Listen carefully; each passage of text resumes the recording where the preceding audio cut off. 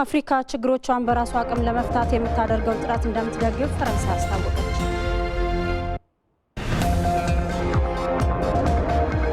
ተላላፊ የሆኑ በሽታዎች ለበርካታ የአፍሪካ ሀገራት አሁንም ፈተና መሆናቸው ተገለጸ። የተባበሩት መንግስታት ድርጅት በተለይ በታዳጊ ሀገራት ሴቶችና ልጃገረዶች በመሰረተ ልማት ችግር ማህበራዊ ከለላ ባለማግኘታቸው በይበልጥ እየተጎዱ መሆኑን አስታወቀ።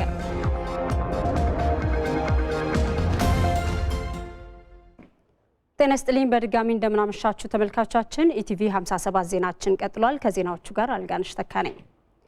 የሆርቲ ፍሎራ ዘርፍ በዘመናዊ መንገድ እንደ አንድ ኢንዱስትሪ እንዲያድግ መስራት እንደሚያስፈልግ የኢፌዴሪ ፕሬዝዳንት ሳህለወርቅ ዘውዴ ተናገሩ።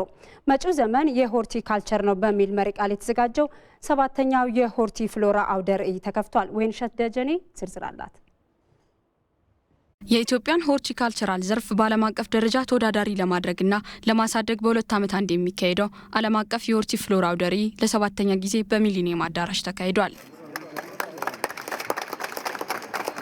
አውደ ርዕዩን በይፋ ያስጀመሩት የኢፌዴሪ ፕሬዝዳንት ሳህለወርቅ ዘውዴ መንግስት ለኢንቨስትመንት ማደግም ሆነ ለአበባ ልማቱ ከፍተኛ ሚና እየተጫወተ እንደሚገኝ ገልጸዋል። በኢትዮጵያ ዘርፉ የውጭ ምንዛሪን ከማስገኘቱም ባለፈ ለዜጎች የስራ ዕድል በመፍጠርም ጉልህ አስተዋጽኦ እያበረከተ መሆኑን ገልጸዋል። The sector has shown tremendous growth in the last 10 years. Currently, the sector is among the top 4 hard currency generators. ባለፉት 10 ዓመታት ዘርፉ በከፍተኛ ሁኔታ እድገት አሳይቷል። በአሁኑ ወቅት ዘርፉ ለሀገሪቱ ኢኮኖሚ የውጭ ምንዛሪ ከሚያመነጩ 4 ግንባር ቀደም ዘርፎች መካከል አንዱ ነው። ትርጉም ያለው የስራ ዕድል በመፍጠርም ተጠቃሽ ነው።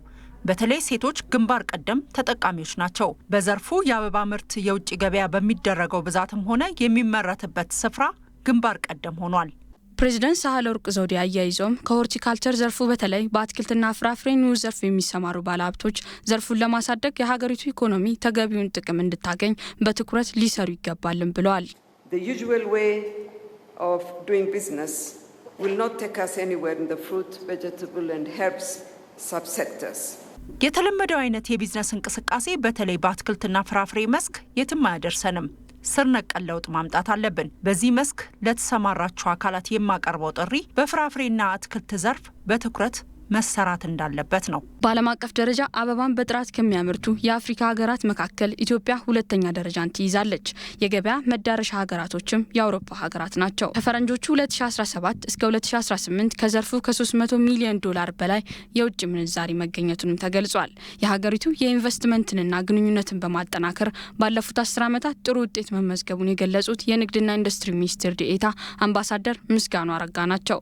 ዘርፉን ከማሳደግ አኳያ የኢትዮጵያ አየር መንገድ ሚና ከፍተኛ እንደሆነም ገልጸዋል። Ethiopian Airlines is making an important contribution to developing export market for horticulture sector. ላለፉት 10 ዓመታት ዘርፉ እያደገ መጥቷል። ለእድገቱ ደግሞ የኢትዮጵያ አየር መንገድ ሚና ከፍተኛ ነው። መንግስት ከዘርፉ ተዋናዮች ጋር በቅንጅት ለመስራትና ድጋፍ ለማድረግ ዝግጁ መሆኑን በዚህ አጋጣሚ ልገልጽላችሁ እወዳለሁ።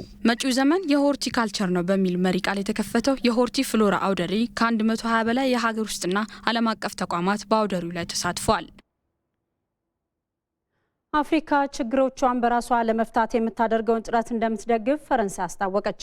ከአፍሪካ ህብረት ኮሚሽን ሊቀመንበር ሙሳ ፋኪ መሐመድ ጋር የመከሩት የፈረንሳዩ ፕሬዝዳንት ኢማኑኤል ማክሮን ከሰላምና ምጣኔ ሀብታዊ ግንኙነቶች በተጨማሪ በአየር ንብረት ጉዳዮች ላይ በትብብር ለመስራት መስማማታቸውንም ገልጸዋል። አላዛር ተረፈ።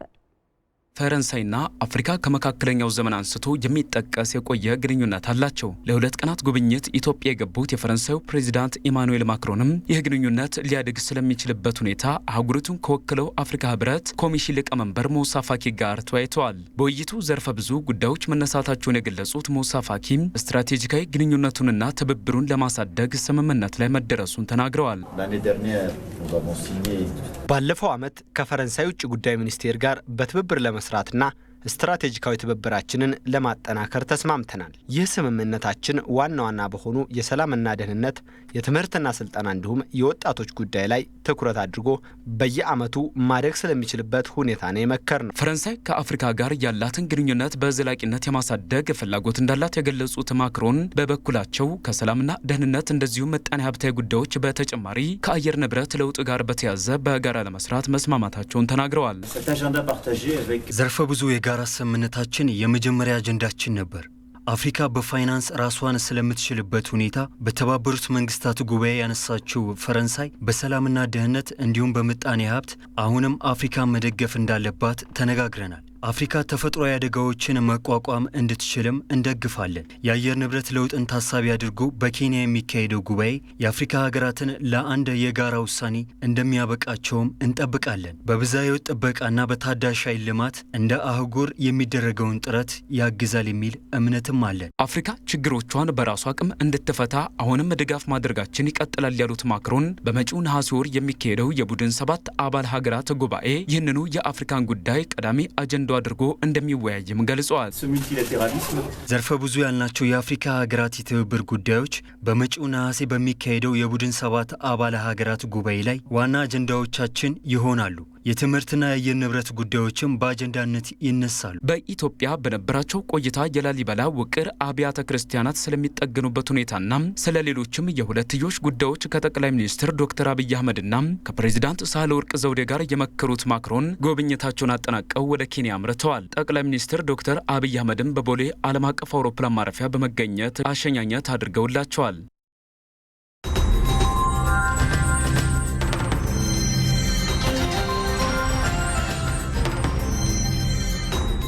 ዶክተር አብይ አህመድ በዚህ ምክር ቤት ፊት ቃለ መሐላ ፈጽመው የኢፌዴሪ ጠቅላይ ሚኒስትር ከሆኑ 1 ዓመት ተቆጠረ። በዚህ መድረክ ላይ ቆሞ ያደረጉት የመጀመሪያ ንግግር ደግሞ ብዙዎችን በተስፋ የሞላ ነው። ባለፈው 1 ዓመት ጠቅላይ ሚኒስትሩ ያከናወኑት ዋና ዋና ተግባራት ምንድን ናቸው? በዜጎች የነበራቸው ተቀባይነትስ ምን ይመስላል? ይህ ጉዳይ የኢቲቪ ዜና የመጋቢት ወር ትኩረት ነው። ኢትዮጵያ በህገወጥ መንገድ የተገኘ ገንዘብን ህጋዊ አድርጎ መጠቀምና ሽብርተኝነትን በገንዘብ የመደገፍ ወንጀሎችን ለመከላከል የሚያስችሉ ስራዎችን ባለፉት ወራቶች ትኩረት ሰጥታ መስራቷ ተገለጸ። የጠቅላይ ሚኒስትር ጽህፈት ቤት ባወጣው መግለጫ እንዳስታወቀው መንግስት መደበኛ ያልሆኑ የገንዘብ ዝውውሮችን ለመቆጣጠር በርካታ ስራዎችን ማከናወኑን ገልጿል። ስለዚህም የአውሮፓ ህብረት ኮሚሽን ኢትዮጵያን ህገወጥ ወንጀሎችን በመከላከል ረገድ ደካማ እንቅስቃሴ ከሚያደርጉ ሀገራት ካካተተበት ዝርዝር እንዲያወጣት መንግስት ጠይቋል። የአውሮፓ ህብረት ባለፈው የፈረንጆቹ ዓመት ነበር ኢትዮጵያን ጨምሮ 23 ሀገራትን በህገወጥ መንገድ የተገኘ ገንዘብን ህጋዊ ማድረግና ሽብርተኝነትን በገንዘብ የመደገፍ ወንጀልን በመከላከል ዝቅተኛ አፈጻጸም ያላቸው ዝርዝር ውስጥ ያካተተው። ኢትዮጵያ የአውሮፓ ህብረት በእነዚህ ወንጀሎች መከላከል ላይ ያለውን ቁርጠኝነት ታደንቃለች ያለው መግለጫው ሀገሪቱ በለውጡ ሂደት እያከናወነቻቸው ያሉ ተግባራትን መነሻ በማድረግ ከዝርዝሩ ሊያወጣት እንደሚገባም ጠይቋል። ኢትዮጵያና ሱዳን ህገወጥ የሰዎችና መሳሪያ ዝውውርን ለመከላከል ወታደሮቻቸውን በጋራ ድንበር ለማስፈር ተስማሙ። የኢፌዴሪ መከላከያ ሰራዊት ጠቅላይ ኢታማዦር ሹም ጀነራል ሰዓረ መኮንንና የሱዳኑ አቻቸው ተቀዳሚ ሌተናል ጀነራል ከማል አብዱል ማውሪፍ አልማሂ በተገኙበት በኢትዮጵያና በሱዳን ሀገር መከላከያ ተቋማት መካከል ለ2 ቀናት ውይይት ተካሂዷል። በውይይታቸውም በሁለቱ ሀገራት ድንበር የሚስተዋሉ የህገወጥ ሰዎችና መሳሪያዎችን ዝውውር ለመክታትና በድንበር አካባቢ የሚኖር የጸጥታ ችግርን ለማስቆም በጋራ ለመስራት ተስማምተዋል። በዚህም በመከላከያ ዘርፍ የጋራ ስራዎችን ለማቀላጠፍ የጋራ ወታደሮቻቸውን በጋራ ድንበር አካባቢዎች ለማስፈር የሚያስችላቸውን ስምምነት ተፈራርመዋል። ከ2 ሳምንት በኋላ ከሁለቱ ሀገራት የሀገር መከላከያ አባላት የተውጣጡ ባለሙያዎች በገዳሪፍ ሱዳን በመገኘት የስምምነቱን አፈጻጸም፣ የጋራ ኃይሎቹ የሚሰፍሩባቸውን ቦታዎችና ሌሎች ዝርዝር ጉዳዮችን በተመለከተ ውይይት ያደርጋሉ ተብሏል። ከስብሰባው ጎን ለጎን ጠቅላይ ኢታማዦር ሹም ጀነራል ሰዓረ መኮንን ከሱዳኑ ፕሬዚዳንት ኦማር ሐሰን አልበሽር ጋር ተወያይቷል። በሁለቱ ተቋማት በኩል የተደረሰው ስምምነት በጋራ ድንበር ላይ ሰላምን ከማስፈን ባለፈ ሌሎች ህገወጥ ተግባራትን ለመቆጣጠር እንደሚያስችል ፕሬዚዳንት ሐሰን አልበሽር ገልጸዋል። ዘገባውን ያደረሰን የውጭ ጉዳይ ሚኒስቴር ነው።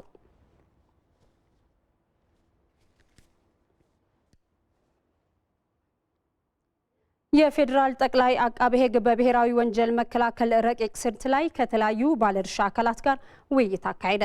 ረቂቅ ስልቱ በተደራጀ መልኩ ወንጀልን አስቀድሞ ለመከላከል እንደሚያስችል ታስቦ የተዘጋጀ መሆኑን ነው የተገለጸው። አቤል ሙልጌታ ዝርዝር አለው። ወንጀል ከመፈጸሙ በፊት አስቀድሞ መከላከልን መሰረት ያደረገ የህግ ማስከበር ስራ ተግባራዊ ለማድረግ የፌዴራል ጠቅላይ አቃቤ ሕግ በትኩረት እየሰራ እንደሚገኝ ይገልጻል። ይህን የበለጠ ለማጠናከር ያግዛል በተባለለት የብሔራዊ ወንጀል መከላከል ስልት ረቂቅ ላይ ከተለያዩ ባለድርሻ አካላት ጋር እየመከረ ነው። የተዘጋጀው ይህ ረቂቅ ስልት ወንጀልን ለመከላከል ብሎም ወጥ በሆነ አግባብ ስራን ለማከናወን የሚያስችል አሰራርን የሚዘረጋ ነው ተብሏል። በሀገር አቀፍ ደረጃ የወንጀል መከላከል ስራን የሚያስተባብር አካል ከእያንዳንዱ ተቋም ምን እንደሚያስፈልግና እያንዳንዱ ተቋም በእቅዱ ላይ ራሱን የቻለ የወንጀል መከላከል ስራን በሚመለከት እቅድ ማቀድ እንዳለበት፣ የድርጊት መርሃ ግብር ማስቀመጥ እንዳለበትና ከዚሁም ጋር ተያይዞ ይህን ለማስፈጸም በጀት መመደብ እንዳለበት የሚያመላክት ሰነድ ነውና እስከዛሬ ከነበረው አካሄድ የሚለየው በተበጣጠሰ መልኩ የሚሰራውን የወንጀል መከላከል ስራ በተቀናጀ መልኩ እንዲሰራ ማድረግ። ዓለም አቀፍ ተሞክሮን ያካተተው ረቂቅ ስልቱ ወደ ተግባር በሚገባበት ወቅት ወንጀልን ለመከላከል የተለያዩ ባለድርሻ አካላት በጋራ የሚተገብሩት ይሆናል ያሉት በፌዴራል ጠቅላይ አቃቤ ሕግ የህግ ጥናትና ማርቀቅና ማስረጽ ዳይሬክቶሬት የህግ ጥናትና ምርምር አስተባባሪ አቶ ጌታነህ ሀብታሙ ናቸው። እያንዳንዱ ስራዎች ለተቋማት ነው የሚሰጡት። ጠቅላይ አቃቤ ሕግ ምን ይሰራል፣ ፖሊስ ምን ይሰራል፣ ሰላም ሚኒስቴር ምን ይሰራል የሚለውን አንድ በአንድ የተቀመጠ ስለሆነ ያ ተቋም ይሰራል ተብሎ ስትራቴጂ ውስጥ የተቀመጠውን ነገር ያ ተቋም ወስዶ መስራት ይኖርበታል። ያንን ነገር ለማስፈጸም ደግሞ መጠቀም ያለበትን እቅድ ውስጥ እያካተተ ያ ተቋም እቅዱ እየተገመገመ የሚሄድበት አሰራር ስላለ በዛ መንገድ እያንዳንዱ ተቋማት የየራሳቸው ድርሻ ምን እንደሆነ ግልጽ አድርጎ ያስቀመጠ ስትራቴጂ ነው ማለት ነው። ረቂቅ ስልቱ ጸድቆ ወደ ተግባር ሲገባ ተግባራዊ ለማድረግ የሚረዱ መመሪያዎችም ይዘጋጁለታል ተብሏል። ለዚህ የሚያስፈልጉ አዋጆችና ደንቦችም ይወጣሉ በቀጣይ ማለት ነው። ወደ መሬት ለማውረድ ስራውን አዋጆችና ደንቦችም ስለሚወጡ አየር ለተንጠልጥሎ የሚቀር ስትራቴጂ ሳይሆን በትክክል ወደ መሬት የሚወርድ ነው። ቅድም እንዳልኩት ዋና አስተባባሪ አለ። ለእያንዳንዱ ወንጀል አይነት የሚያስተባብር እያንዳንዱ ተቋም አለ። እነዚህ ተቋማት ኃላፊነታቸው ይህን መከታተል ነው። በአዳማ በረቂቅ ስልቱ ላይ እየተካሄደ ያለው ውይይት ከባለድርሻ አካላት የሚነሱ ግብዓቶች ይካተቱበታል ተብሏል። ሜጀር ጀነራል ክንፈ ዳኛውን ጨምሮ በ7 ተከሳሾች ላይ አቃቤ ሕግ የተሻሻለ ክስ አቀረበ። የፌዴራሉ ከፍተኛ ፍርድ ቤት ልደታ ምድብ 15ኛ የወንጀል ችሎት ዛሬ ሜጀር ጀነራል ክንፈ ዳኛውን ጨምሮ በ7 ተከሳሾች ላይ የአቃቤ ሕግን የተሻሻለ ክስ አድምጧል። በክሱም ላይ አንደኛ ተከሳሽ ሜጀር ጀነራል ክንፈ ዳኛው፣ ሁለተኛ ተከሳሽ ብርጋዴር ጀነራል ጥጋቡ ፈትለ፣ ሶስተኛ ተከሳሽ ሻለቃ ገብረስላሴ ገብረ ጊዮርጊስ፣ አራተኛ ተከሳሽ ሻለቃ ፋሲል አበራ ኃይሉ፣ አምስተኛ ተከሳሽ መቶ አለቃ ቶማስ ደረሰ፣ ስድስተኛ ተከሳሽ ወሰኔለ ኃይለ ሚካኤል፣ ሰባተኛ ተከሳሽ ህድአት ወልደ ተንሳይና ስምንተኛ ተከሳሽ ዶክተር መኮንን ገብረ ሚካኤል ተጠቅሰዋል። ተከሳሾቹ በአሜሪካም ሆነ በኢትዮጵያ ደረጃ የማይታወቅና ከብረታ ብረትና ኢንጂነሪንግ ኮርፖሬሽን የትምህርትና ስልጠና አፈጻጸም መመሪያ ውጭ ካሊፎርኒያ ኢንተርናሽናል ኢንስቲትዩት ኦፍ ቴክኖሎጂ በሚል ሐሰተኛ ተቋም በማቋቋም ከብረታ ብረትና ኢንጂነሪንግ ኮርፖሬሽን የውል ስምምነት እንዲፈጸምና ክፍያውን በውጭ ምንዛሪ እንዲሆን በማድረግና ድርጊቱ በኢትዮጵያ መንግስት እንዳይታወቅ መምህራንን በቱሪስት ቪዛ ከውጭ በማስመጣትና ያለ ትምህርት ዲግሪ በመስጠት እንዲሁም በማስተማር ሽፋን የሀገሪቱን የውጭ ምንዛሪ ወደ ውጭ በማሸሽ ወንጀል መከሰሳቸውን የአቃቤ ሕግ የክስ መዝገብ ያስረዳል። በዚህ ሐሰተኛ የትምህርት ተቋም በታዳሽ ኃይልና በኦፕሬሽን ማኔጅመንት በማስተርስና በፒኤችዲ ደረጃ ትምህርት በመስጠት በ2006 ዓመተ ምህረት የ1 ሚሊዮን 393300 ዶላር፣ በ2007 ዓመተ ምህረት የ698650 እንዲሁም በ2008 ዓመተ ምህረት የ1 ሚሊዮን 397300 ዶላር ውል መፈረሙንና የትምህርት ካሪኩለም ሳይቀረጽ ትምህርት መስጠት ተጀምሮ የነበረ መሆኑንም ክሱ ያስረዳል። በተመሳሳይ በ2009 ዓ.ም በኢንዱስትሪያል ኢኮኖሚክስ በማስተርስና በፒኤችዲ ደረጃ ትምህርት ለመስጠት የ1 ሚሊዮን 903225 የአሜሪካን ዶላር ከብረታ ብረትና ኢንጂነሪንግ ኮርፖሬሽን ውል መውሰዱን ከተሻሻለው የአቃቤ ሕግ የክስ መዝገብ ለመረዳት ተችሏል። ተከሳሾቹ በ3 የተለያዩ የትምህርት መስኮች በአሜሪካም ሆነ በኢትዮጵያ ደረጃ ከማይታወቅ የፈጠራ ተቋም ትምህርት ለመስጠት በሚል 4 ውሎችን በመዋዋል ተቋሙ 3 ሚሊዮን 901140 ዶላር ወይም 75 ሚሊዮን 114030 ብር አሜሪካን ሀገር በከፈታቸው የሂሳብ ቁጥሮች ገቢ ማድረጋቸውንም ተነግሯል። ስለሆነም ፍርድ ቤቱ ዛሬ በዋለው ችሎት ተከሳሾቹ አቃቤ ሕግ ያቀረባቸውን የተሻሻለ ክስ መሰረት በማድረግ በጽሁፉ ላይ ያላቸውን አስተያየት ለመጋቢት 9 2011 ዓ.ም እንዲያቀርቡ በይኗል።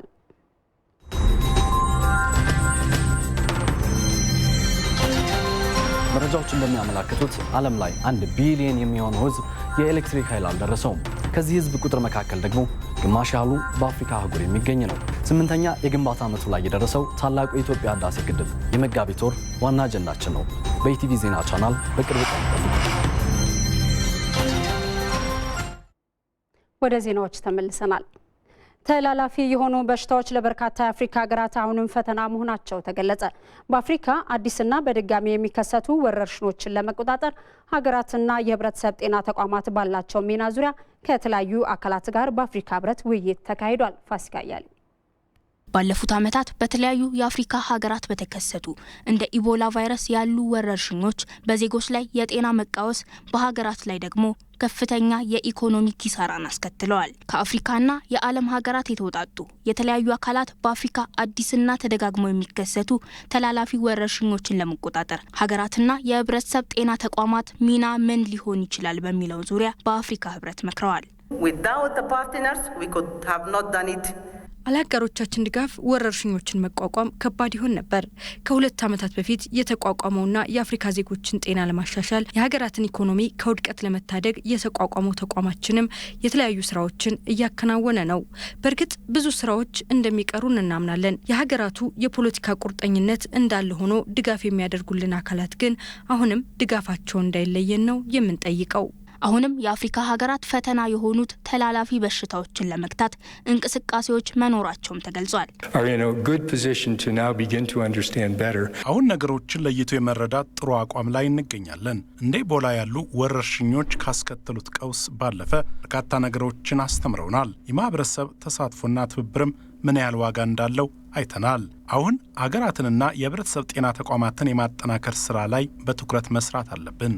ሀገራት የሚከሰቱ ወረርሽኞችን እንዲከላከሉና ወረርሽኞቹ ሲከሰቱም በራሳቸው አቅም ምላሽ ለመስጠት የሚያስችል አቅም እንዲያዳብሩ ማብቃት ያስፈልጋል ተብሏል። የዓለም ባንክም ለዚህ የበኩሉን ድጋፍ እንደሚያደርግ ነው የገለጸው። ወረርሽኝን ለመከላከል አስቀድሞ አለመዘጋጀት ብዙ ኪሳራን ያስከትላል። ይህ ደግሞ ለሀገራት ከፍተኛ ኢኮኖሚ ውድቀት ነው። በወረርሽኝ ስለሚሞቱ ሰዎች ማውራት ብቻ በቂ አይደለም። ዓለም አቀፍ ርብርብ በማድረግ መፍትሄ ለማምጣት ጥረት ማድረግ ያስፈልጋል። የዓለም ባንክ ደግሞ በዚህ በሰፊው ይሳተፋል። ኢትዮጵያ በምትከተለው መከላከልን መሰረት ያደረገ የጤና ፖሊሲ ተላላፊ ወረርሽኞችን በመግታት ረገድ ምሳሌ ያደርጋታልም ተብሏል። ኢትዮጵያ ለወረርሽኝ የምትሰጠውን ፈጣን ምላሽ አደንቃለሁ። በእርግጥ በሁሉም የጤና መስክ ሀገሪቱ ስኬታማ ናት ባይባልም ይህን መልካም ተሞክሮ ሌሎች ሀገራትም ሊወስዱት ይገባል። ምክንያቱም ሀገሪቱ ያስገነባቸው የህብረተሰብ ጤና ኢንስቲትዩት ለጉዳዩ የሰጠችውን ትኩረት የሚያሳይ በመሆኑ የበለጸገች አፍሪካን በአፍሪካውያን እውን የማድረግ ዓላማ የያዘው አጀንዳ 2063ን ለማሳካት ለጤናው ዘርፍ ከዚህም ያለፈ ትኩረት መስጠት እንደሚያስፈልግ ተገልጿል። በኢትዮጵያ የሚገነቡ ፕሮጀክቶች የሀገሪቱን ነባራዊና ኢኮኖሚያዊ አቅም ያገናዘቡና ለተጨማሪ ወጪ የማይዳርጉ መሆናቸው ሊታሰብበት እንደሚገባ የምጣኔ ሀብት ባለሙያዎች ገለጹ። ባልደረባችን ዮሐንስ ፍሳ ከዓመት በፊት ግንባታቸው የተጀመሩትን ሜጋ ፕሮጀክቶችን በተመለከተ ተከታዩን ዘገባ አዘጋጅቷል። የአንድ ሀገር እድገት ፍጥነቱን ጠብቆ መሄድ የበርካታ ስራዎቹ ውጤት ቢሆንም ከቀላል ጀምሮ እስከ ግዙፍ የሚገነቡ መሰረተ ልማቶች ፋይዳ ግን ከሁሉም ይልቃል ይላሉ ምሁራን። ኢትዮጵያም ከ10 ዓመታት በፊት ኢኮኖሚውንና የሀገሪቱን እድገት ወደፊት ያራምዳሉ ያለቻቸውን የመስኖ ግድብ፣ የስኳርና የኃይል ማመንጫ ፕሮጀክቶችን መጀመሯ የሚታወስ ነው። ባለፉት ዓመታት በተለያዩ መስኮች ሜጋ ፕሮጀክቶችን ብታስጀምርም በታሰበው ልክ ግን የሀገሪቱን ኢኮኖሚ ደጋፊ መሆን በሚያስችለው ልክ አልቀው ወደ ስራ ሊገቡ አልቻሉ። ግድብ በጊዜ ካላለቀ፣ የውሃ መስኖ በጊዜ ስራ ላይ ካልዋለ የግብርናውን አፌክት ያደርገዋል ማለት ነው። መብራትም እንደዛ ነው፣ መንገድም እንደዛ ነው። መንገድ በታቀደበት ጊዜ ስራ ላይ ካልዋለ ከዛ የሚያገናኘው ኮኔክት የሚያደርገውን ሰፈሮች፣ መንደሮችን፣ ከተማዎችን የሚያወጡትን አውትፑት በጊዜው ከተማ ለገበያ ማድረስ አይችሉም ማለት ነው። ስለዚህ ጂዲፒው ላይ ኢኮኖሚው ላይ ከፍተኛ ተጽዕኖ አለው። ስለዚህ በአንድ በኩል የወጪ ተጽዕኖ አለው፣ በሌላ በኩል ግን የፕሮዳክቲቪቲ። በዓለም አቀፍ ደረጃ ግዙፍ የሜጋ ፕሮጀክቶች ሲገነቡ የመዘግየት ሁኔታ ቢያጋጥምም እንደ ኢትዮጵያ ላሉ ሀገራት ግን ተከትሎ የሚያመጣው ጫና ቀላል ባለመሆኑም ካለፉት ፕሮጀክቶች ትልቅ ትምህርት መወሰድ አለበትም ይላሉ ባለሙያዎች። በጣም ሜጋ የሆኑ ብዙ ፕሮጀክቶች ናቸው አንድ ላይ የተጀመሩት። ለምሳሌ አንዱ አልቆ አንዱን እየመገበም አልሄድም እና ካሁኑ ምንድነው ቅድም ይሄ ጠቅለል ያለ ጥናት ያስፈልገዋል። ለምንድን ነው እነዚህ ፕሮጀክቶች በወቅቱ ሊያልቁ ያልቻሉት፣ በጥራት ሊያልቁ ያልቻሉት፣ በተያዘላቸው በጀት ሊያልቁ ያልቻሉት ለምንድን ነው የሚለው እንደገና ያለቁት ደግሞ ፐርፎርም ያደረጉ ካሉ ፐርፎርም ያደርጉ ማለት አይደለም ካሉ ለምንድን ነው ፐርፎርም ያላደረጉ እሱ ከተጠና በኋላ ከዚህ ትምህርት ወስደን ነው ወደፊት መራመድ የምንችለው እንጂ አሁን ፕሮጀክቶችን በክሳራ ምናምን ጨርሰን እንደገና ደግሞ ወደ ሌላው ፕሮጀክት ዝም ብለን ብንገባ አሁንም ተመልሰ ሌላ ችግር ነው፣ ሌላ ስህተት ነው የምንፈጽመውና ጠለቅ ያለ ጥናት ያስፈልጋል። ቀጣይ ሜጋ ፕሮጀክቶችን በቀላሉ ለመቆጣጠርና መከታተል የሚያስችል የሕግ ማዕቀፍ እየተዘጋጀ መሆኑንም የፕላንና ልማት ኮሚሽን ገልጿል። ፕሮጀክቶች በትክክል ተለይተው ጥቅማቸው፣ ጉዳታቸው ተጠንቶ ፊዚቢሊቲ ስተዲ ተደርጎ አዋጭነታቸው በትግበራ መርሃ ግብር ወጥቶላቸው ትግበራቸው ክትትል ተደርጎበት ተገምግሞ መፈጸም ባለመቻላቸው በጊዜያቸውና በበጀት ውስጥ አገሪቷ ወደ $1 ቢሊዮን አጣለች።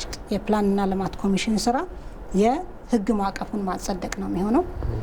የክትትልና ግምገማው የህግ ማዕቀፍ ኦልሬዲ የጸደቀ ነው። እሱን ትግበራ ላይ ያለውን ቻሌንጆችን እያጸዱ በደንብ መሬት ሰዶ ስራ እንዲሰራበት ማድረግ ነው። በቅርብ ወራት ከረዥም ጊዜ መጓተት በኋላ የርብና ጊዳቦ መስኖ ግድብ ፕሮጀክቶች ተጠናቀው መመረቃቸው የሚታወስ ነው።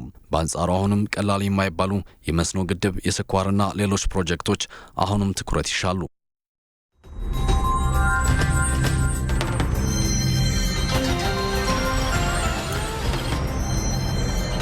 ጊዜው እየሄደ ነው። እንደ ጨመረ የሚነገርለት የሀገሪቱ ህዝብ የሚቆጠርበት ጊዜም ተቃርቧል። የህዝቡ ትክክለኛ ቁጥርና ስርጭት በውል የሚታወቅበት በመሆኑም ቆጠራው በእጅጉ ነው የሚጠበቀው። በመጋቢት ወር መጨረሻ የሚጀምረው አራተኛው የህዝብና ቤቶች ቆጠራም የኢቲቪ ዜና የወሩ ቀዳሚ የትኩረት አጀንዳ ነው። የአውሮፓ የበረራ ደህንነት ባለስልጣናት ቦይንግ 737 ማክስ 8 እንዳይበር ያገዱ ሀገራትን ተቀላቀሉ።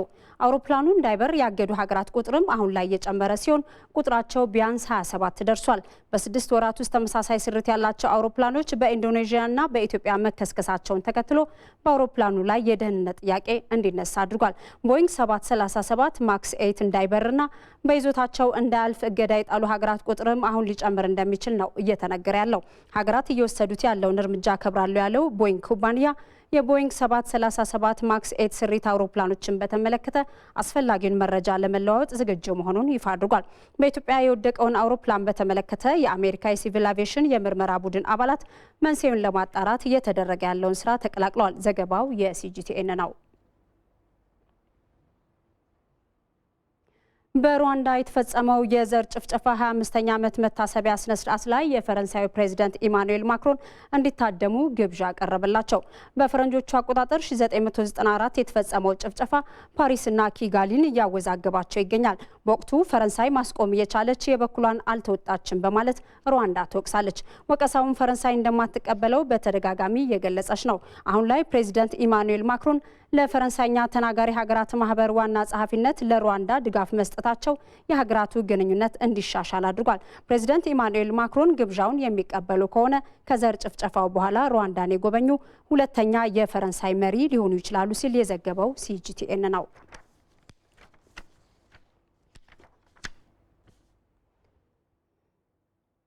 የተባበሩት መንግስታት ድርጅት በተለይ በታዳጊ ሀገራት ሴቶችና ልጃገረዶች በመሰረተ ልማት ችግር ማህበራዊ ከለላ ባለማግኘታቸው በይበልጥ እየተጎዱ መሆኑን አስታወቀ። በአሜሪካ ኒውዮርክ ሴቶች ባሉበት ነባራዊ ሁኔታ ላይ የሚመክር 63ኛ ጉባኤ እየተካሄደ ነው። ዳንኤል ቡዛየው በ63ኛው የኒውዮርክ የሴቶች ጉባኤ ላይ ከ10 ሺህ በላይ ልዑካን ከተለያዩ ሀገራት ተሳትፈዋል። የመንግስት ተወካዮችና የማህበረሰብ ተቋማት በጾታ እኩልነት ላይና ሴቶች በተለይ በሚገጥሟቸው ፈተናዎች ላይ ነው በዋናነት ለ2 ሳምንት የሚመክሩት። በጉባኤው ላይ የተባበሩት መንግስታት ድርጅት ዋና ጸሐፊ አንቶኒዮ ጉተሬዝ በተለይ በታዳጊ ሀገራት በመሰረተ ልማት እጥረትና ማህበራዊ ከለላ ባለማግኘት ሴቶች ይበልጥ እየተጎዱ መሆኑን ገልጸዋል። ስር የሰደዱ ጾታን መሰረት ያደረጉ ጥቃቶች መቆም አለባቸው። የሴቶችን እኩልነት ለማስከበርና መብታቸውን ለማስጠበቅ የምናደርገውን ትግል ተባብረን የግድ ማሸነፍ አለብን። በቂና ንጽህናው የተጠበቀ ውሃ የማግኘት መብትን ብንወስድ 80% የሚሆነው ለቤት ውስጥ አገልግሎት የሚውለው ውሃ በመደበኛ ሁኔታ የሚገኝ አይደለም። ስለዚህ ሴቶች በተለይ በታዳጊ ሀገራት ጊዜያቸውን አባክነው ንጽህናው ያልተረጋገጠና አስተማማኝ ያልሆነ ውሃ ከሩቅ አካባቢዎች ለማምጣት ይገደዳሉ። የሴቶችንና የልጃገረዶችን መጪ ጊዜ ብሩህ ለማድረግ ብቃት ያለውና ቁርጠኛ አመራር እንደሚያስፈልግ በተባበሩት መንግስታት ድርጅት የሴቶች ዋና ዳይሬክተር ፓውምዚል ምላቦ ንጉካ አሳስበዋል። ወደፊት ስናቅድ በተለይ አዳዲስ ቴክኖሎጂዎች ወደ ኋላ የቀሩ ሴቶችና በተለይ ታዳጊዎችን የሚደግፍ መሆናቸውን ማረጋገጥ አለብን።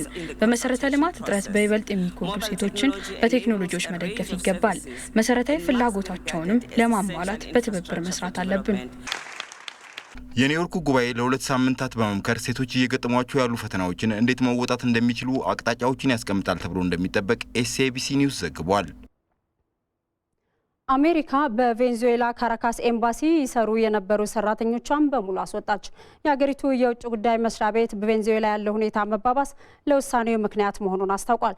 ከዚህ በተጨማሪ ከሀገሪቱ አንጻር የምትከተለውን ፖሊሲ ገበራዊ ለማድረግ የሰራተኞቹ አለመሟላት እንቅፋት መፍጠሩም ተገልጿል። የኤምባሲ ሰራተኞቿን ሙሉ በሙሉ ማስወጣቷን የቬንዙዌላ ፕሬዝዳንት ኒኮላስ ማዱሮ መሰረተ ቢስ በማለት አጣጥለውታል። በአደባባይ ራሳቸውን ፕሬዝዳንት አድርገው ላቀረቡት ሁዋን ጉዌስ እውቅና የሰጠችው ዋሽንግተን በሀገሪቱ ላይ የተለያዩ ጫናዎችን እያደረገች ነው። ምዕራባውያን በህዝብ ለተመረጡት ማዱሮ ያስቀመጡት ቅድመ ሁኔታ በቻይናና ሩሲያ ውድቅ የተደረገባቸው ሲሆን የሁለቱ ወገኖች ፍጥጫ በሰላማዊ መንገድ እንዲፈታ የሚደረገው ጥረትም ተጠናክሮ ቀጥሏል። ዘገባው የፍራንስ 24 ነው።